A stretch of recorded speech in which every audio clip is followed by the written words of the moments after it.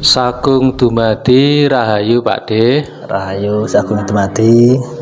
Niki kepanggih wonten patungan niki badhe wonten pertanyaan saged nggih Pakde? Monggo monggo. Niki kula pakai bahasa Indonesia apa Jawi Pakde? Bahasa Indonesia mawon. Bahasa Indonesia nggih. Kita rilis bahasa Indonesia agar pemirsa lebih jelas. Ini pertanyaannya begini Pakde. Belakang ini kan sempat viral nih Pakde bahwa ontran-ontrannya nanti Pulau Jawa kan akan terbelah menjadi dua. Nah, terus penyebabnya terbelah menjadi dua itu kan diprediksi Gunung Slamet kan gitu. Kalau seumpama Gunung Slamet nanti tiba-tiba aktif itu kan berpotensi. Ini prediksinya para praktisi, para winasis itu. Nah, ini pertanyaan saya berkaitan dengan riadoh kita kemarin cok bakal di Gunung Slamet itu Pakde. Nah itu kira-kira kaitannya bagaimana? Ngeten Pakde, mohon penjelasannya Pakde. Sebelum saya jawab, monggo tunjukin diminum dulu airnya sambil ngerokok dulu, nggak apa-apa. Alhamdulillah, puji syukur pada Tuhan semesta alam. Kesempatan kali ini kita masih diberi kesehatan baik secara jasmani maupun rohani, dan alhamdulillah kita kemarin juga sudah melakukan suatu tirakat di kaki Gunung Slamet yang mempunyai tujuan. Dalam sebuah tirakat itu kan tentunya kan ada tujuannya adalah memahayu Hayoning Bawono. Bisa disebut dengan tadabur alam, atau di dalam memandang keindahan alam semesta itu dengan pandangan secara tauhid, yaitu melihat kekuasaan yang diciptakan oleh Tuhan Yang Maha Esa, kan gitu ya Kang ya. Walaupun terkadang banyak mungkin yang punya cara pandang lain menyikapi atau melihat kegiatan yang kita lakukan. Mungkin ada juga yang menganggap kita ini adalah seorang pelaku yang syirik atau musyrik yang tidak berdasarkan dalil ataupun tuntunan, kan gitu ya. Itu kembali ke pribadi masing-masing. Kenapa? Karena di Palenggan Pakempalan kita ini, Palenggan Kauripan Nusantara ini, kita itu nyadong dawuh. Ibaratnya kita itu cuman batur. Selama ini alam semesta sudah memberikan segala sesuatunya atas titah Tuhan kepada kita. Kita sudah diberi air, diberikan tumbuhan yang menghasilkan daun-daunan, buah-buahan yang bisa dimakan, air yang bisa diminum, bumi tempat isi segalanya bagi kebutuhan manusia. Lantas kenapa kita harus melakukan cok bakal? Ini adalah satu bebono atau bebungah kita membalas rasa syukur yang diberikan oleh alam semesta kita ini, dan semuanya titah. Bumi alam semesta dititahkan untuk manusia, dan manusia pun harusnya membalas dengan titah yang diberikan Tuhan, salah satunya dengan kebaikan pula. Nah, jadi hanya sekedar bakal yang bisa kita lakukan, tapi semoga bisa menjadi sebuah kemanfaatan yang luar biasa. Betul sekali. Dan tentunya kita menghargai para winasis itu. Ketika kita mendapat sebuah informasi, tidak cukup kita dengarkan, tapi gimana kita harus langsung melakukan tindakan. Dengan salah satunya itu membuat cok bakal. Gitu. Jadi ini tadi saya menanggapi Pakde ngendikan kan kita memberikan bebono atau tanda sebagai terima kasih pada bumi dan semesta ini karena kebaikannya kepada manusia. Yang ini kan kemarin kan juga setahu saya, karena saya juga ikut di dalamnya, itu kan dalam acara ritual cok bakal itu kan isinya penuh dengan puja-puji kepada Gusti Allah dan juga doa keselamatan gitu Pak D. Nah itu kan juga sebagai apa namanya ya, imbal balik kita, apa yang kita bisa berikan, ngoten nggih Pak De. Betul. Nah terus ini Pak De, ini kan tadi juga Pak De ngendikan bisa jadi ada beberapa pihak yang menganggap syirik atau bagaimana. Ini kalau boleh kita berdiskusi, bukan untuk cari pembenaran atau apa, tapi kita akan memandang porsi dengan lebih objektif gitu kan. Di situ kan kita mencoba untuk berbuat baik sebagai titah atau makhluk manusia di atas bumi, dan pemberian kita itu memang tidak seberapa, tapi kalau dalam ajaran versi Islam itu kan bisa dikategorikan dengan sebagai sedekah ya Pak De. Bisa dikatakan sedekah.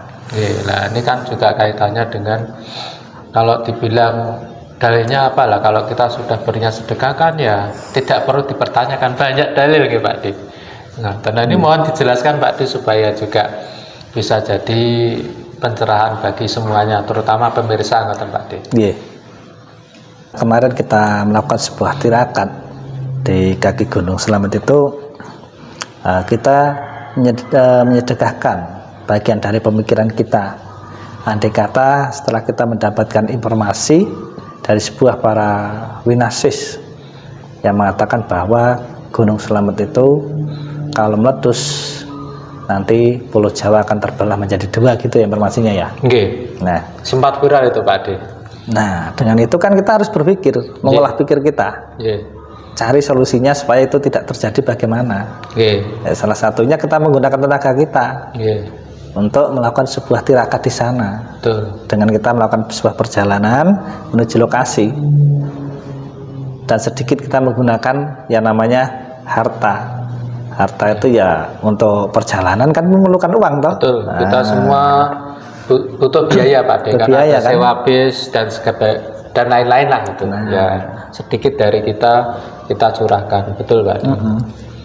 Waktu, tenaga juga. Karena sangat sedikit sekali orang yang mau memikirkan alam semesta. Karena sebagian orang berpendapat alam semesta itu adalah kuasa Allah yang menciptakan Allah. Ngapain kita manusia harus memikirkan? Kita sebagai manusia ya sudah, kita menjalani saja rutinitas yang selama ini dijalani, nggak usah sok-sokan memikirkan alam semesta. Kan banyak kan seperti itu. Padahal di balik itu Allah itu mengutus kita turun di bumi ini sebagai khalifah. Kita harus punya eksistensi bagaimana menjadi seorang khalifah itu. Ya khalifah di keluarganya, di lingkungan masyarakatnya, di negaranya, tempat tinggalnya, kan gitu. Gimana? Sudah lebih paham? Paham. Jadi kalau boleh saya garis bawahi, kira-kira begini Pak De. Jadi cok bakal yang kita lakukan kemarin kan sebagai wujud kita sebagai manusia rasa terima kasih kepada Tuhan, karena di situ banyak puja-puji dan doa keselamatan.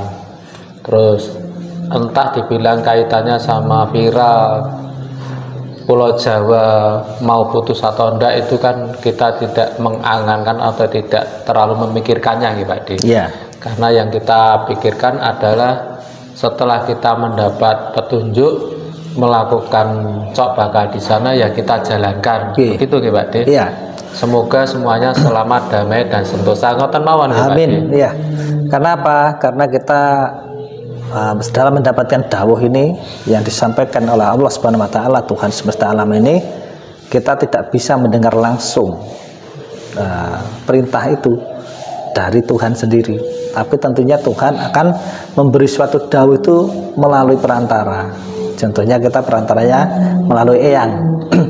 Kalau yang namanya eyang itu sudah tentunya adalah sesuatu yang suci, karena disebut hyang. Hyang itu kan maknanya suci.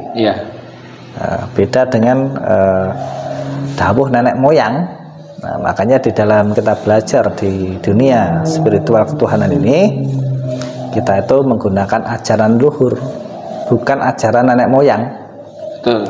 Karena yang namanya nenek moyang kita itu belum tentu semuanya selamat bertemu Tuhan. Tapi yang namanya leluhur, pasti sudah tentunya selamat karena Betul. sudah disebut luhur. Luhur, nggih. Nah, luhur betul. budi pekerti, luhur semuanya. Nah, seperti itu.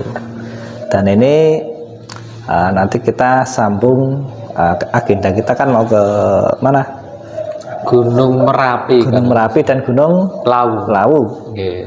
Nah, mungkin setelah itu nanti bulan akan Suro nanti. nggih, setelah itu kan mungkin akan ada dawuh lagi mungkin nggih. Nggih, bisa jadi. Kita tunggu berita saja ta Pak D. Nggih. Nggih. Jadi untuk urusan masalah nanti Pulau Jawa mau terbelah jadi 2 itu hak mutlak kuasa Tuhan. Nggih, Kita kita serahkan tidak- kepada beliau ngoten Pak Iya, D.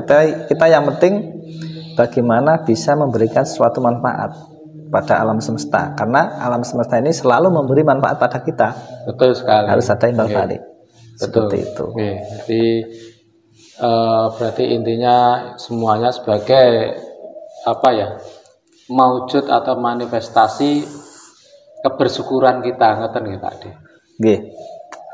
Apalagi ini sudah siaga nggih. Untuk Nggih. Merapi sekarang sudah siaga. Siaga. Nah, ini kalau saya katakan dengan sanepo saya bahwa Gunung Merapi itu akan punya hajat. Nggih. Nah, leluhur di Gunung Merapi sedang punya hajat. Nah, hajatnya beliau akan besanan dengan Gunung Kelut. Nggih. Nah, kalau Merapi itu kan kebanyakan kan dahyangnya yang menunggu kan keturunannya kan garisnya cowok-cowok, Nggih. pria-pria. Nggih. Kalau di Gunung Kelut itu putri. Putri. Nah, maka ini akan melakukan sebuah perkawinan Nggih. dan menjadi besanan. Betul sekali. Nah, biasanya kalau hajatnya orang biasa saja kan pakai dangdutan, campur Nggih. sari, wayangan Nah. gitu. Nggih. Apalagi ini hajatnya leluhur.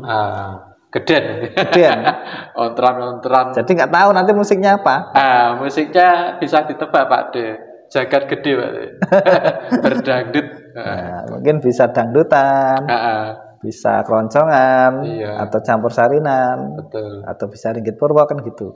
Iya. Wallahu alam. Ini Oh, cuma alam. sanepo yang saya terima ya. Betul sekali. Tapi itu semua kembali kepada Tuhan Yang Maha Esa. Iya. Saya bukan peramal, bukan tukang terawang. Intinya saya dapat isyarah seperti itu gitu loh Betul. Pak Bambang. Iya. Terlepas itu benar atau salah. Iya. Wallahu alam. Oh, alam nggih. Oke.